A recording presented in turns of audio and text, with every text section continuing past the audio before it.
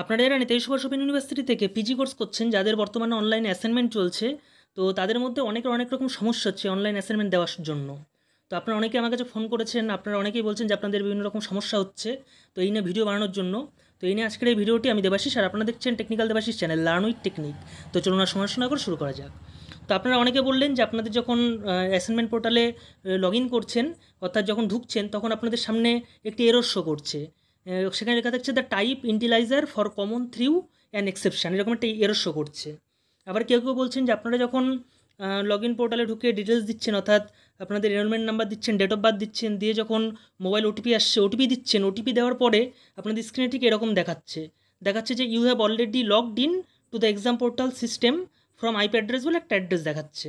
আবার অনেকে log in হয়ে যাচ্ছে, কিন্তু লগ ইন হওয়ার পরে দেখুন আমি স্ক্রিনে যেটা দেখাচ্ছি, লগ ইন হওয়ার পরে এরকম যে রিজিউম বাটন দিচ্ছে, আপনারা যখন রিজিউমে টাচ করছেন তখন আপনাদের এরকম রিজিউম টেস্ট অপশান আসছে। আপনারা রিজিউম টেস্টে টাচ করলে আপনাদের সামনে ঠিক এরকম অপশান আসছে, invalid device, please use the device which you had use to start the test.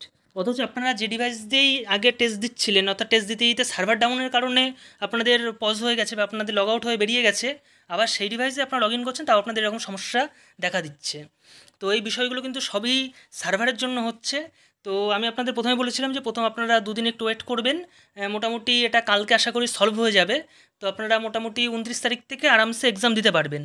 তো তারপরেও যদি এই সমস্যাটা সমাধান না হয়, তাহলে কিন্তু আপনাদেরকে ইউনিভার্সিটিতে মেল করতে হবে, ঠিক আছে?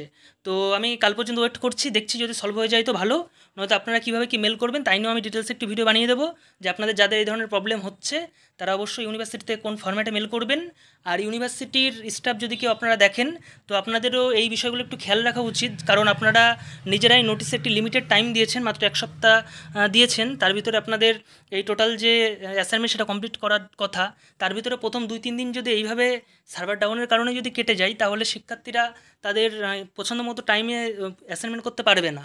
আর প্রথম দিকে এরকম হলে তাদের মনে একটা ভয় চলে আসে। তো এই বিষয়গুলো ইউনিভার্সিটির কেউ যদি দেখে থাকেন, তাদেরকেও বলবো বিষয়গুলো একবার আলোচনা করে একটু দেখে নেওয়া উচিত। তো এই নিয়ে পরবর্তী কোনো আপডেট আসলে আমি অবশ্যই আপনাদেরকে আপডেটগুলো দিয়ে দেবো। আর আরেকটা বিষয়, আপনারা যারা স্টুডেন্ট আছেন তাদেরকে একটা রিকোয়েস্ট করবো যে এই ভিডিওটি আপনারা বিভিন্ন গ্রুপে শেয়ার করে দেবেন, যাতে ভিডিওটি ইউনিভার্সিটির কোনো স্টাফের কাছে পৌঁছায় এবং তারা এই বিষয়ে জানতে পারে, কারণ হয়তো তারা জানেনই না যে এরকম বিভিন্ন সমস্যা হচ্ছে। তো তার ফলে তাদের এই সমস্যাটা সমাধান করার জন্য একটু বেশি টাইম লেগে যেতে পারে।